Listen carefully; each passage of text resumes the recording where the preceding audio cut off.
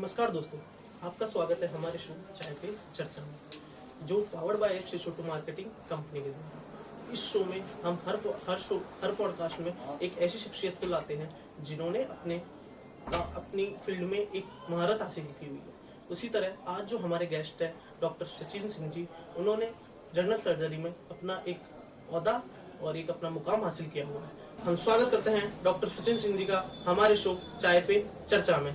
स्वागत सर आपका। Thank you Rishan, thanks for inviting me. यहाँ आके मुझे बहुत अच्छा लग रहा है। सर, जैसे हमने देखा कि आपने एमबीबीएस किया हुआ है, एमएस किया हुआ है जनरल सर्जरी में। सर, ये बहुत क्लटल फील्ड है, आपने इसमें जाने का कैसे सोचा और आपने डॉक्टर बनने का आपके मन में कैसे विचार आया? रिशांत, एक्चुअली बचपन से ही ये था कि हमारे जो मानव शरीर की रचना है काफ़ी जटिल है और ये किस तरह से काम करती है जानने में काफ़ी रुचि थी, इसलिए मैंने मेडिकल फील्ड चूज़ करी। एमबीबीएस करते वक्त हमारा इंटर्नशिप होता है, उसमें मैंने सर्जरी की केसेस देखे, तब मुझे सर्जरी में काफ़ी इंटरेस्ट आया, इसलिए मैंने एमएस जनरल सर्जरी करने का डिसाइड किया। सर, आपने जैसे बताया आपने जनरल सर्जरी चूज किया। सर, इसके अंदर जैसे आपने बताया जनरल सर्जरी से एक सबसे बड़ा, एक लोगों के मन में सर्जरी सुनते ही एक बहुत बड़ा ओरा बना हुआ है, गलत तरीके से लोग उसको देखते हैं। तो आपका सर्जरी के ऊपर कहने का क्या है कि लोग सर्जरी से दूर भागते हैं? अगर किसी डॉक्टर ने सर्जरी बोल दिया तो अगले दिन वो डॉक्टर के पास से गायब है, तो आपको उसके ऊपर क्या कहना है? शांत, ऐसा होता है कि हमारे शरीर में कुछ रोग ऐसे होते हैं जिनका इलाज दवाइयों से नहीं हो सकता, सर्जरी ही करनी पड़ती है। जैसे कि मान सकते हैं कि हमारे शरीर का अगर कोई पार्ट खराब हो गया है, या कहते हैं गैंग्रीन एक वर्ड है, उसमें हाथ या पैर कहीं पे भी किसी भी रीज़न से गैंग्रीन हो सकता है, वो चीज़ ख़राब हो सकती है। डायबिटीज़ की वजह से डायबिटिक फुट एक कंडीशन होती है। कई बार अपेंडिक्स में इन्फेक्शन लगने की वजह से अपेंडिक्स ख़राब होता है। कई बार हाथों में भी ब्लड ना पहुंचने की वजह से नेक्रोसिस होता है। तो इन सब कंडीशन का इलाज दवाओं से नहीं होता है, उसमें उस ख़राब पार्ट को हमें काट के निकालना पड़ता है, तो वहाँ सर्जरी ही एक ऑप्शन रह जाता है। और आप देख सकते हैं ट्यूमर्स होते हैं शरीर में, छोटे बड़े, शरीर के किसी भी अंग में, स्किन हुआ, कोई भी ऑर्गन है उसमें ट्यूमर्स होते हैं, उनका ऑप्शन इलाज सर्जरी से ही होता है ज़्यादातर। सर, एक लोगों का सबसे बड़ा क्वेश्चन ये भी होता है कि ओपन सर्जरी और दूरबीन सर्जरी में क्या डिफरेंशिएशन है और कौन सी ज़्यादा अच्छी मानी जाती है आपके नज़र में?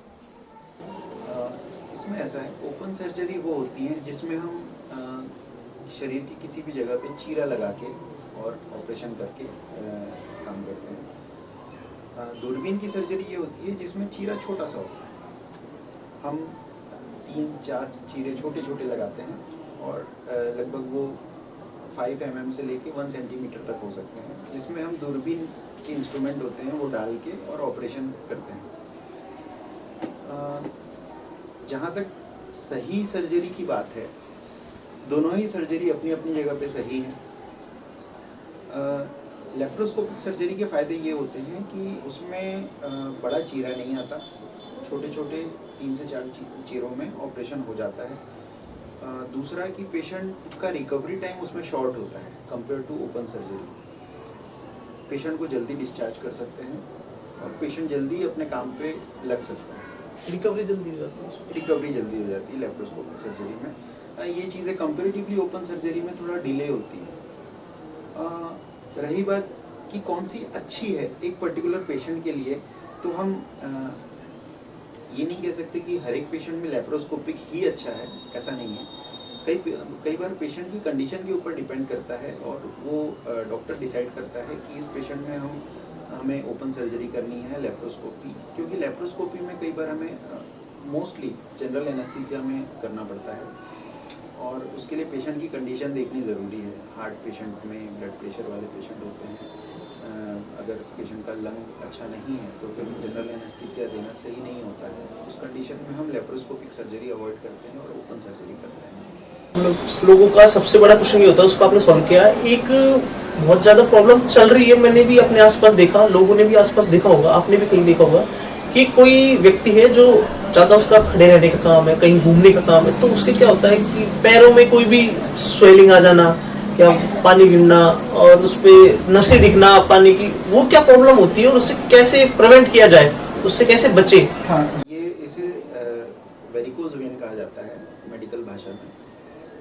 ये उन लोगों में ज़्यादातर देखा जाता है जो लोग लंबे समय खड़े रहकर काम करते हैं, जैसे कि कंडक्टर हुए बस के।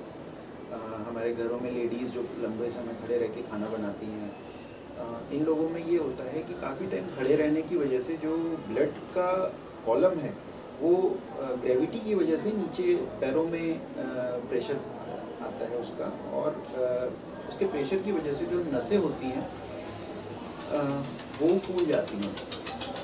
दूसरा रीज़न ये भी है कि हमारे पैरों की जो काफ मसल होती है वो भी एक सेकेंड हार्ट का काम करती है हमारे बॉडी में, जो ब्लड को नीचे से ऊपर की तरफ फेंकती है।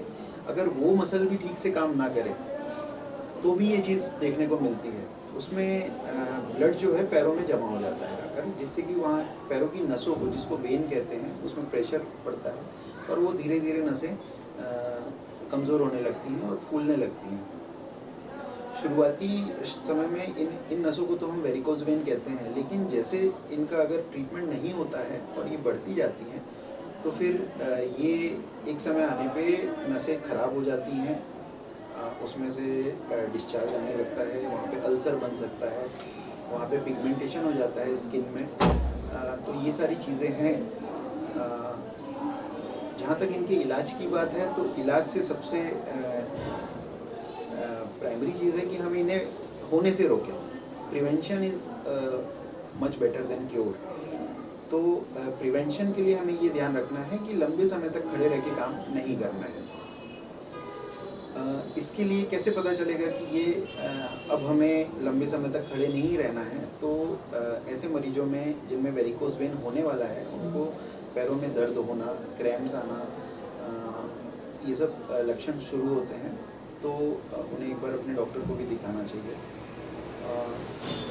प्रिवेंशन के लिए लंबे समय तक खड़े नहीं रहना है। कंप्रेशन बैंडेजिंग आती है, कई तरह के टाइट मोजे होते हैं और बैंडेजिंग करके हम उसको आगे बढ़ने से रोक सकते हैं। और पैरों को काफ़ी समय लटका के नहीं रखना होता है इसमें। फिर अगर ये चीज़ कंट्रोल में नहीं आती है, बढ़ती है, तो इसमें कुछ दवाइयाँ भी होती हैं और सर्जरी भी आती है, लेकिन सर्जरी इसका लास्ट रिसोर्ट है। सर आपने बताया कि इसके प्रिवेंशन कैसे करना है। जैसे लोगों को क्या होता है, मेनली पेन सबको क्या होता है, तो मेन सबसे बड़ा होता है कि एक पेन किलर ले लेते हैं लोग। तो कब तक आपको ऐसे पता चले कि ये नॉर्मल पेन है, ये आपने बताया उस तरीके का पेन है, या फिर नॉर्मल पेन है, ये कैसे पता चले? कुछ चेंजेस, कुछ वेरिएशंस तो होंगी उनके बीच। ये चीज़ अगर आपको पेन 1 या 2 बार है तो आप दवा ले सकते हैं। अगर ये पेन रिकरेंट है, कंटिन्यूस रहता है, तो फिर आप ज़रूर अपने डॉक्टर को दिखाएं, वो इसको डायग्नोस करेंगे, फिर ही आपको इसमें प्रिवेंशन है और ट्रीटमेंट जो भी आना है वो बता सकते हैं। सर आपने बहुत अच्छा बताया इस चीज़ के लिए। एक सर आपसे सवाल पूछना चाहूँगा आपकी लाइफ के ऊपर, कि जैसे आपने बताया आपने जनरल सर्जरी चूज़ की, तो आपकी लाइफ में ऐसी कौन सी सर्जरी थी जिसको आपको करने में बहुत ज़्यादा सीखने में मिला, और लेकिन करने से पहले आपको बहुत ज़्यादा डर भी लगा? जब हम इस ट्रेनिंग में जाते हैं तो MS जनरल सर्जरी एक 3 साल का कोर्स होता है और धीरे धीरे ही हम इसे सीखते हैं। जैसे जैसे हम सीनियर होते जाते हैं हमें सर्जरीज करने का मौका मिलता है। तो मेरे MS के शुरुआती दिनों में ऐसा हुआ था कि मैंने ट्रॉमा का एक पेशेंट देखा था। वैसे तो काफ़ी पेशेंट हैं, लेकिन उनमें से ये केस मुझे याद रह गया क्योंकि वो पेशेंट ओल्ड एज पेशेंट था और वो किसी गांव के दूर इलाके से आता था और उस पेशेंट को पेट में ट्रॉमा हुआ था बिकॉज ऑफ सम इंजरी। जब वो पेशेंट हमारे पास आया तो उस पेशेंट को काफ़ी इंटरनल ब्लीडिंग थी, पेट में काफ़ी उसको ब्लड जमा हो चुका था और जब वो हमारे हॉस्पिटल पहुँचे कम से कम वो 70-80 किलोमीटर्स ट्रैवल करके आए थे। जब पेशेंट हमारे पास आया तो पेशेंट का काफ़ी BP ब्लड प्रेशर डाउन था और पेशेंट रिस्पॉन्ड भी ठीक से नहीं कर रहा था। उस वक्त हमें पेशेंट का ऑपरेशन तो करना ही था, लेकिन सबसे पहले पेशेंट को स्टेबलाइज करना था और as a first year resident of general surgery मुझे उस वक्त ऐसा लगा था कि मैं थोड़ा घबराया था वो केस देखकर और मुझे मेरे सीनियर की भी ज़रूरत पड़ी थी।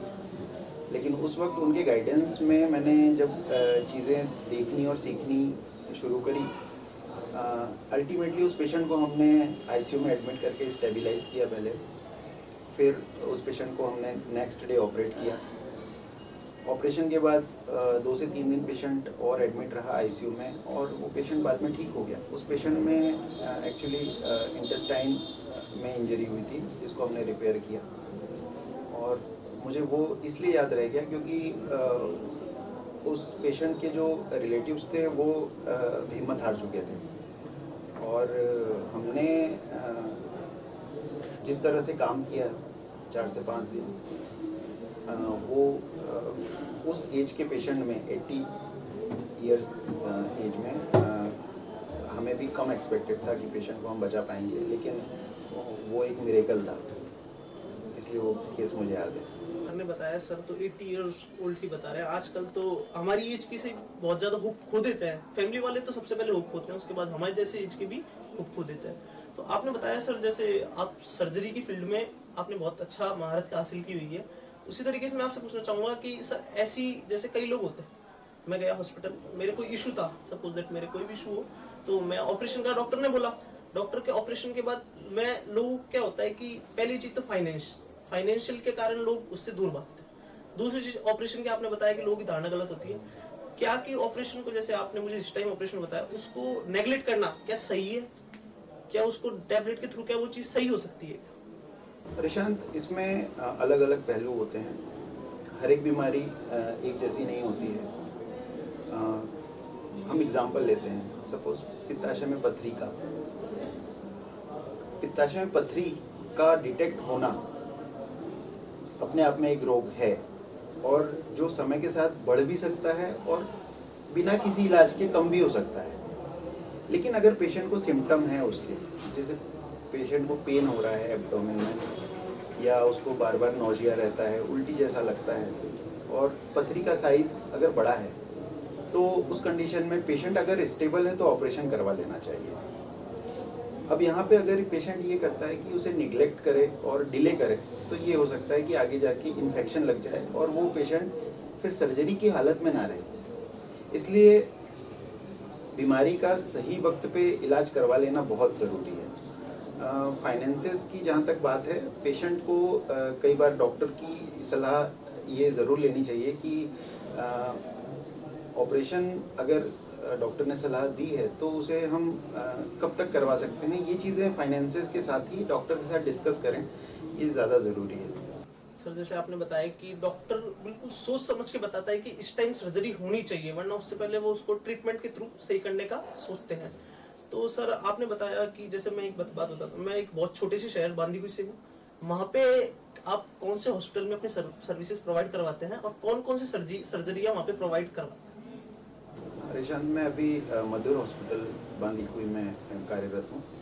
यहाँ पे हम लगभग सभी ट्यूमर की सर्जरीज करते हैं, ओपन सर्जरी होती है, दूरबीन से हम पित्ताशय की पथरी का ऑपरेशन करते हैं, दूरबीन से अपेंडिक्स का ऑपरेशन होता है,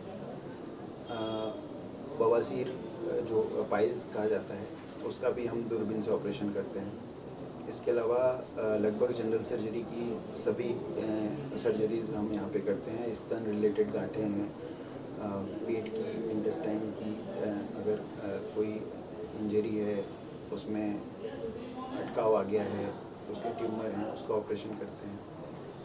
फिर अपेंडिक्स है, पेशेंट को अगर गैंग्रीन है, वीनस डिसीजेज हैं, आर्टेरियल डिसीजेज हैं, उन सब की हम यहाँ पे ट्रीटमेंट करते हैं।